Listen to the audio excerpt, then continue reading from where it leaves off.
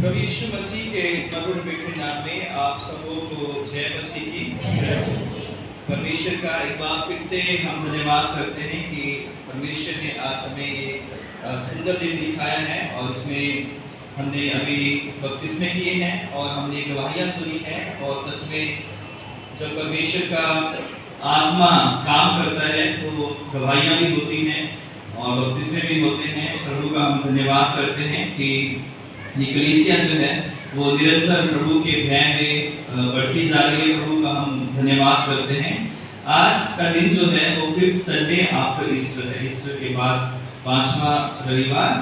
और आज का जो थीम है हमारी मिशनरी के अनुसार the promise of the Holi spirit, पवित्र आत्मा के वरदान का की प्रतिज्ञा है, पवित्र आत्मा के वरदान की प्रतिज्ञा जो है।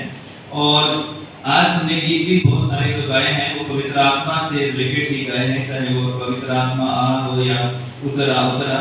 तो सच में परमेश्वर का आत्मा हमारे बीच में है और हम उस आत्मा का धन्यवाद करते हैं जो निरंतर हमारी सहायता करता है, हमारी अगुवाई करता है। तो ये समय है कि हम प्रभु के वचन पर मनन करेंगे। उससे पहले हम अपने आप को तैयार करें, अपने सरों को झुकाएं और प्रभु से कहें कि हे प्रभु, मैं खाली होकर यहाँ पर आया हूँ और जब मैं यहाँ पर इस वचन को सुनूं तो मुझे अपनी आत्मा से भर, अपने वचन से भर और आशीषित कर। आइए प्रार्थना करें। सर्वशक्तिमान पिता परमेश्वर, मैं आपका धन्यवाद करता हूँ कि इस समय के लिए जो आपने हमें दिया है कि हम आपके वचन पर मनन कर सकें। सच में प्रभु, आपने ये वायदा किया है कि आपका जो आत्मा है हमेशा हमारे साथ रहेगा और हम उस आत्मा को अपने जीवन में, अपने इस कलीसिया में, अपने पिता परमेश्वर आराधना में हम महसूस करते हैं। और आप आत्मा अभी भी हमारे बीच में है। मैं आपका धन्यवाद करता हूँ पिता, जो वचन बोए जाएं वो 100 गुना फल लेकर आए। यीशु क्रिस्त के सामर्थी नाम से मांगते हैं, आमीन।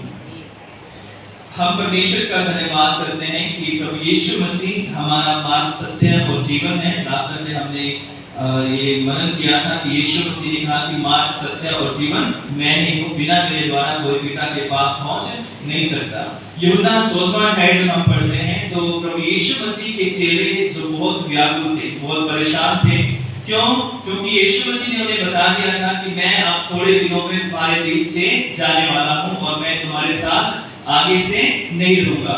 और जब चेले बड़े दुखी थे, निराश थे, तो प्रभु यीशु मसीह ने कहा कि तुम्हारा मन व्याकुल ना हो, तुम परमेश्वर पर विश्वास रखते हो, मुझ पर भी विश्वास रखो।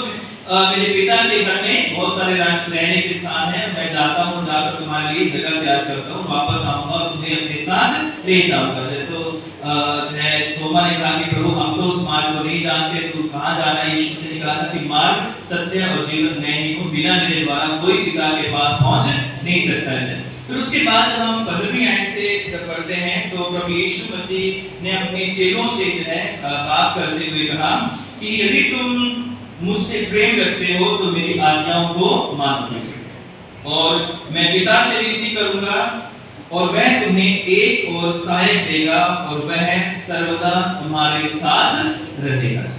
तो प्रभु यीशु मसीह ने 18वें आयत में कहा कि मैं तुम्हें अनाथ ना छोड़ूंगा, मैं तुम्हारे पास आता हूं। तो पवित्र आत्मा का जो वायदा है वो योएल नबी की पुस्तक है, उसकी दूसरे अध्याय के 28वें आयत में भी लिखा गया है कि मैं अंत के दिनों में अपना आत्मा तुम पर उड़ेलूंगा। और पवित्र आत्मा की सामर्थ तुम पर आएगी और तुम्हारे जो जवान हैं, जो तुम्हारे पुरनिये हैं, वो दर्शन देखेंगे और परमेश्वर की महिमा को प्रकट करेंगे।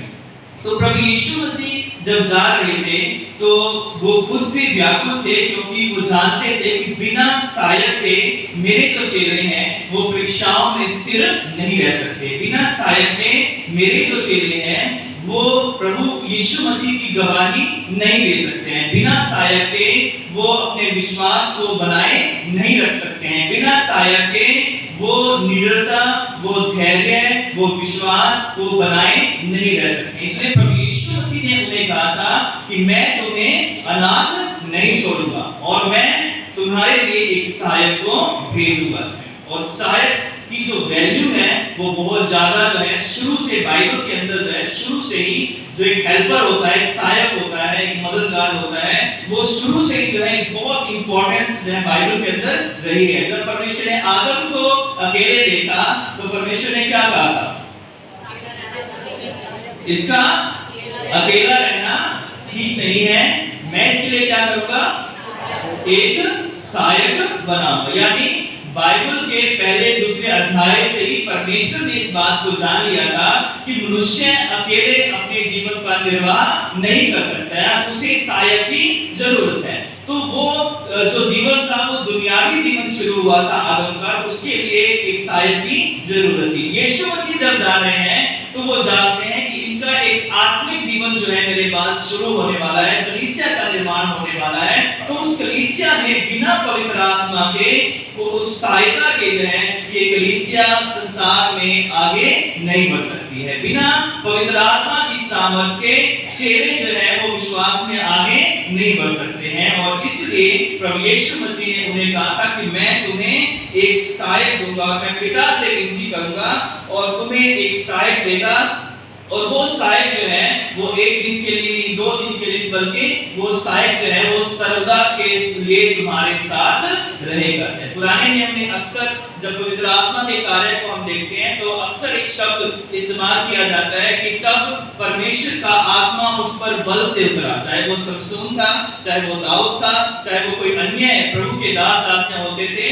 तब लिखा है कि परमेश्वर का आत्मा उनके ऊपर उतरा, बल से उतरा, शक्ति से उतरा है, और कुछ भविष्यवाणियां हुई या कोई काम हुए, और उसके बाद पवित्र आत्मा फिर से परमेश्वर के पास लौट जाता था। और जब जब जरूरत होती थी तब तब पवित्र आत्मा लोगों के बीच में आता था, नबियों के अंदर आता था, वो भविष्यवाणियां करते थे, आश्रय ग्रहण करते थे, काम करते थे, और आत्मा फिर से परमेश्वर के पास लौट जाता था। लेकिन जब यीशु मसीह जा रहे हैं तो अब वो आत्मा जो है वो बार-बार जो है वो आकर जाने वाला नहीं है, बल्कि वो आत्मा अब कलीसिया के लोगों के बीच में सर्वदा के लिए रहने वाला है। वो आत्मा अब विश्वासियों के जीवन में हमेशा के लिए रहने वाला है। और इसलिए प्रभु यीशु मसीह ने कहा कि मैं तुम्हें कभी अनाथ नहीं छोड़ूंगा।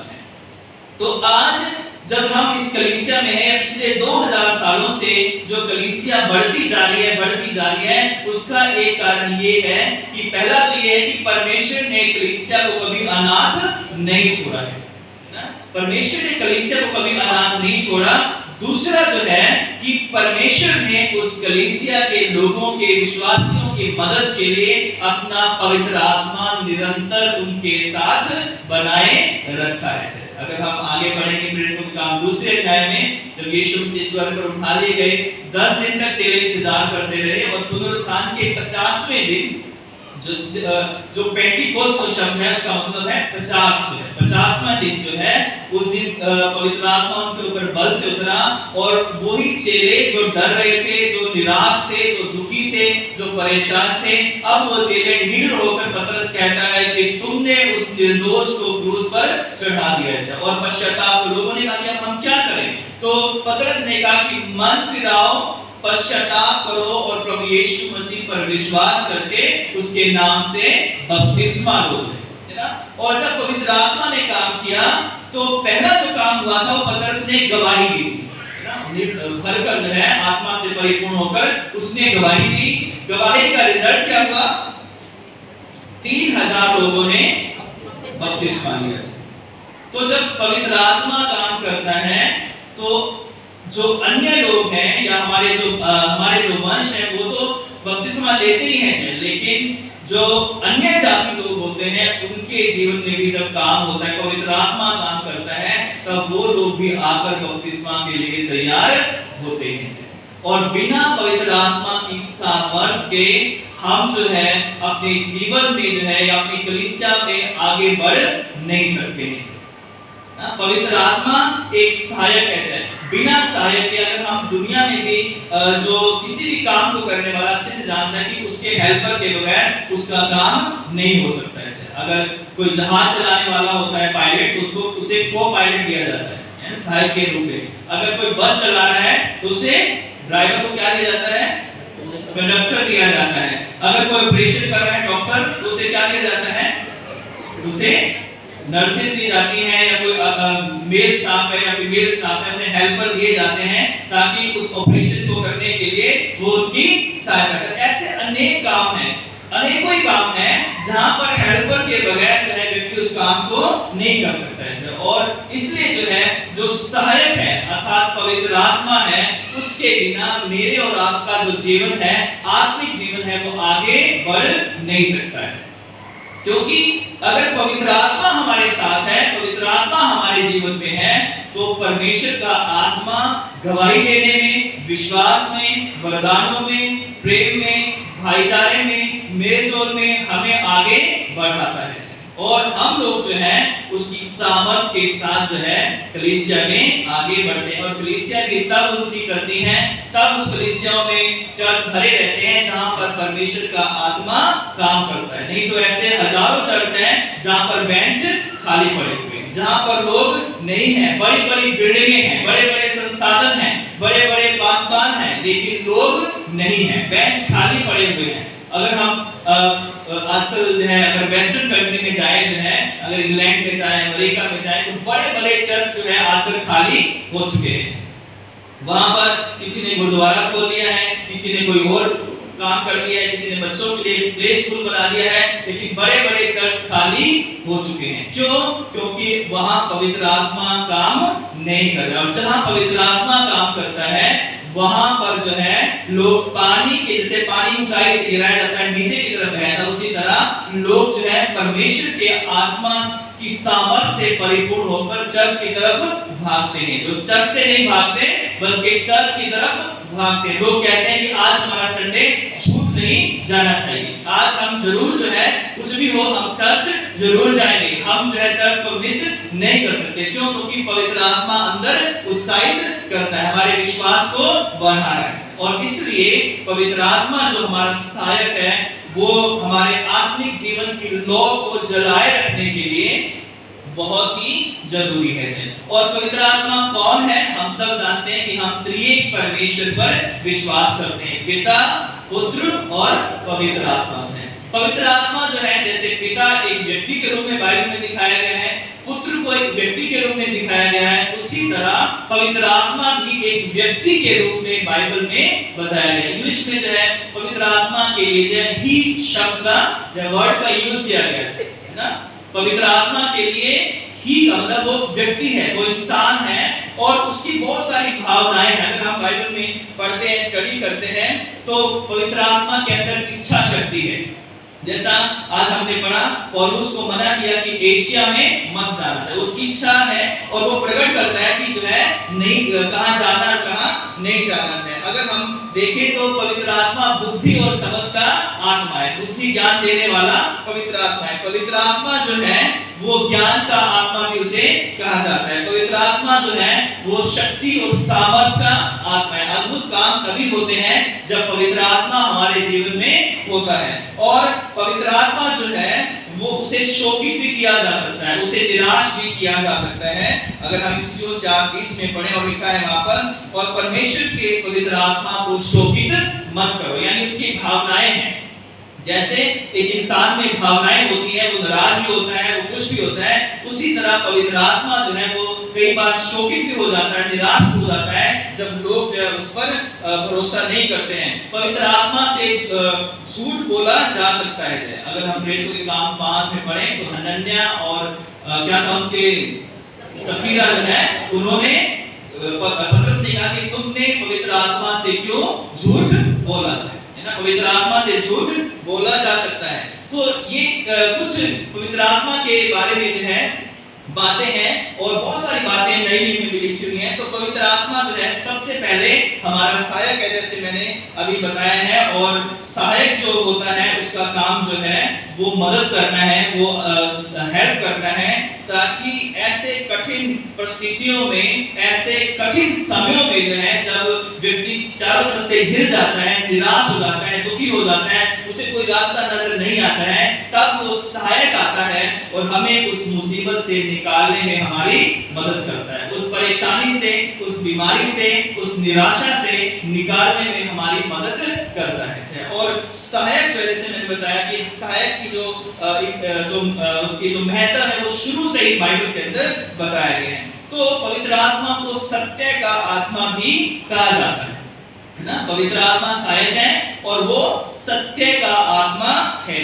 तो पवित्र आत्मा जो है वो सब सत्यों को मनुष्यों पर प्रकट करता है। यीशु मसीह ने कहा कि मार्ग, सत्य और जीवन मैं हूं, यानी यीशु मसीह सत्य है। पवित्र आत्मा का काम है उस सत्य को संसार के ऊपर प्रकट करना, यानी यीशु मसीह को लोगों के ऊपर प्रकट करना, उसकी सच्चाई को, उसके वचन को लोगों के ऊपर प्रकट करना जो है वो पवित्र आत्मा का काम है। जो पवित्र आत्मा, जो सत्य का आत्मा है, वो हमारी सब तरह के जो सच्चाई होती है उसमें हमारी अगुवाई करता है। हमें झूठ से, हमें अंधकार से, हमें तरह तरह के पाप के जो कार्य हैं उनसे निकाल कर हमें सच्चाई की ओर लेकर जाता है, हमें रोशनी की ओर लेकर जाता है। इसलिए जो है वो जो आत्मा है, पवित्र आत्मा है, जो सहायक है, जिसे प्रभु यीशु मसीह ने वायदा किया है, वो हमें जो है सत्य की ओर लेकर जाने वाला परमेश्वर है। और जब हम सत्य की ओर जो है बढ़ते हैं, सत्य की ओर आकर्षित होते हैं, परमेश्वर हमारी अगुवाई करता है, उसके वरदान हमें मिलते हैं, तो हमें उन वरदानों को जो है परमेश्वर की सेवा के लिए इस्तेमाल करना है। लिखा हुआ है पहला पत्रस 4:10 में, जिसको जो वरदान मिला है वह उसे परमेश्वर के नाना प्रकार के अनुग्रह के फले भंडारों की नाई एक दूसरे की सेवा में लगाई जाए। तो हमें जो वरदान मिले हैं, पवित्र आत्मा में जो हमें वरदान मिले हैं, वो भले भंडारों की नाई एक दूसरे की सेवा में लगाए। तो आगे लिखा है कि यदि कोई बोले तो ऐसा बोले मानो परमेश्वर का वचन है। कैसा बोले? मानो हम परमेश्वर का वचन बोल रहे हैं, परमेश्वर हमसे बात कर रहा है। और फिर लिखा हुआ है कि यदि कोई सेवा करे तो उस शक्ति से करे जो परमेश्वर देता है ना। कौन सी शक्ति परमेश्वर देता है? कौन सी शक्ति देता है? पवित्र आत्मा की शक्ति देता है। और उस शक्ति से हमें सेवा करने के लिए कहा गया है, जिससे सब बातों में यीशु मसीह के द्वारा परमेश्वर की महिमा प्रकट हो।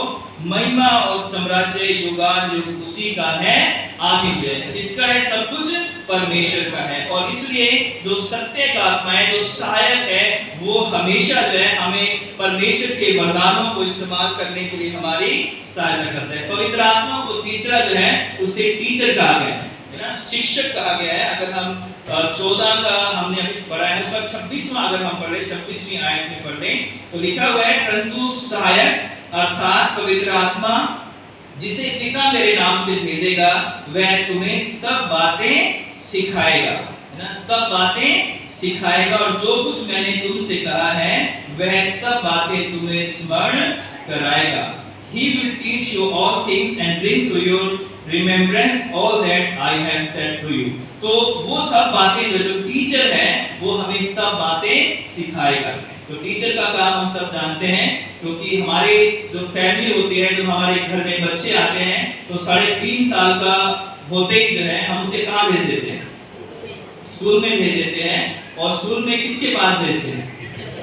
टीचर के पास। तो टीचर की इतनी ज्यादा वैल्यू है कि वो 3.5 साल के बच्चे से लेकर और जब तक वो 12th नहीं करता, वो अपनी ग्रेजुएशन नहीं करता, अपनी पोस्ट ग्रेजुएशन नहीं करता, अपनी ट्रेनिंग नहीं करता, तो जहां वो जाता है वहां उसे टीचर मिलते हैं। तो टीचर वो व्यक्ति है जो लोगों के जीवन को एक मिट्टी उसे दे दो, है ना, एक जो है गुदी हुई मिट्टी उसे दे दो, उस मिट्टी में से सुंदर बर्तन या सुंदर जो है जो चीजें बनाने का काम है वो किसका है? टीचर का है ना। हम अपने बच्चों को जो है दिल के कलेजों को जो है हम जो है उन टीचर के हाथ में सौंप देते हैं। अब हमें पता है कि टीचर के हाथ में हमारा बच्चा हमसे भी ज्यादा सुरक्षित है, क्योंकि अगर जो चीजें हम डंडे से, थप्पड़ से, चप्पल थेरेपी से हम नहीं सही कर सकते हैं बच्चों की, ये सारी हमारी थेरेपी तो फेल हो जाती है, लेकिन जो टीचर है उसकी एक आंख भी अगर बच्चे की तरफ निकाल देती है कि बैठ जाओ तो वो बैठते हैं, उठ जाए तो वो उठ जाते हैं, है ना। जब बच्चे शुरू में जाते हैं तो बड़े जो है मम्मी पापा कहते हैं यहीं बैठे रहना, मैं अभी आ रही हूँ, है ना। सुबह 9 बजे का स्कूल है तो मम्मी पापा को बोल के जाएंगे कि यहीं बैठे रहो, मैं चाहे 1 बजे आऊँ 2 बजे मुझे यही मिलने चाहिए, है ना। लेकिन हम कहते हैं हाँ हम यहीं बैठे हैं, तो जैसे बच्चा अंदर जाता है हम लोग अपने काम पर चले जाते हैं। क्यों? क्योंकि हमें विश्वास है कि जिस टीचर के पास हमने उसे छोड़ा है, जिस क्लास में वो गया है, हमसे ज्यादा उसका ध्यान रखेगा या रखेगी है। तो टीचर जो होता है वो एक बच्चे के लाइफ को बनाता है। उसी तरह पवित्र आत्मा हमारे जीवन में हमारे आत्मिक जीवन को बिल्ड करता है ना। हम जब पवित्र आत्मा के पास आते हैं, परमेश्वर के पास आते हैं, तो हम एक मिट्टी की तरह होते हैं जिसका कोई आकार नहीं होता है। उसी तरह जब हम पवित्र आत्मा के हाथों में अपने आप को सौंप देते हैं, तो वो पवित्र आत्मा निरंतर धीरे धीरे करके हमें एक ऐसा व्यक्ति बनाता है, एक ऐसा विश्वासी बनाता है जो एक पूर्ण रूप से एक अच्छा मसीह बनकर बहुतों के लिए एक आशीष का कारण बन जाता है।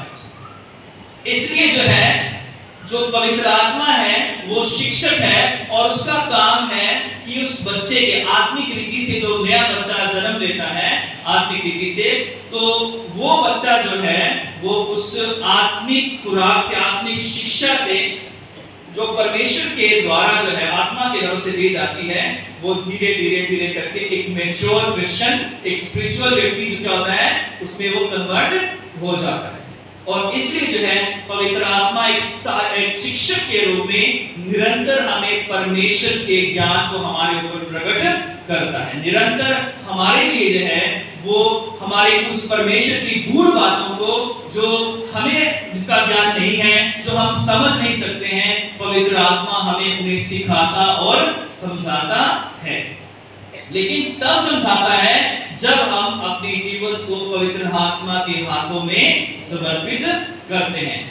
प्रभु ने तो ये कहा है कि मैं तुम्हें एक सहायक दूंगा ना, लेकिन अब ये व्यक्तिगत जीवन पर या किसी व्यक्ति पर आधारित है कि क्या वो उस सहायक को अपने जीवन में लेना चाहता है या नहीं चाहता।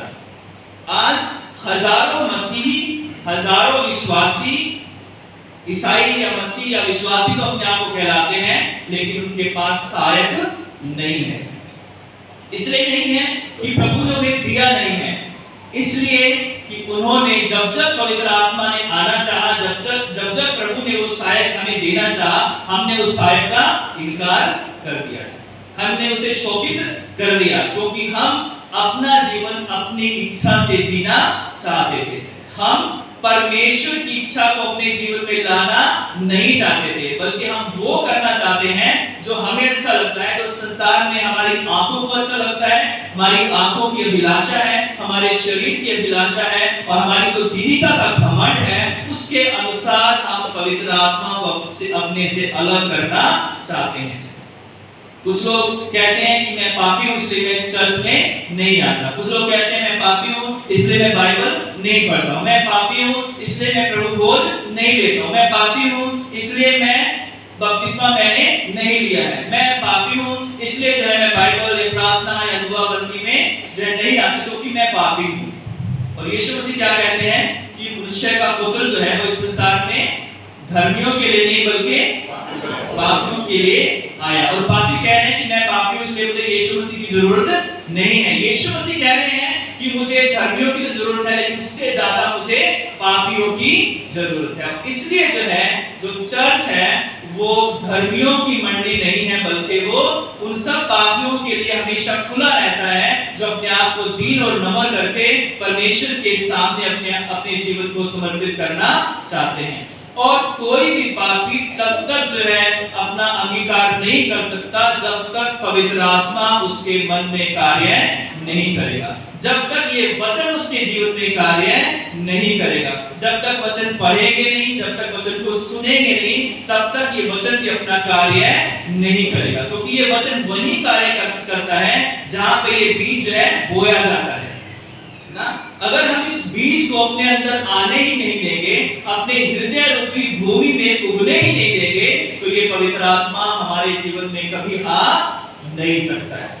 फिर हम चाहे कितने ही गाने गाते रहे कि पवित्र आत्मा मुझे ले चल यीशु के चरणों में, पवित्र आत्मा आ, क्योंकि मुंह से अंगीकार करना अलग बात है और हृदय में सच्चाई से प्रभु यीशु मसीह को ग्रहण करना वो अलग बात है। और आज प्रभु यीशु मसीह ऐसे लोगों को ढूंढ रहे हैं जो पवित्र आत्मा का स्वागत करें, पवित्र आत्मा को अपने घर में, अपने परिवार में, अपने जीवन में ले लें। और जब परमेश्वर का वो आत्मा हमारे जीवन में आता है तो हमारी आराधना जो है, हमारी जो वर्शिप है, वो आत्मा और सच्चाई से होती है। और प्रभु यीशु मसीह ने कहा कि परमेश्वर आत्मा है और परमेश्वर ऐसे लोगों को ढूंढता है जो आत्मा और सच्चाई से परमेश्वर की आराधना करते हैं। परमेश्वर मुंह से आराधना करने, सिर्फ जो है दिमाग से या मुंह से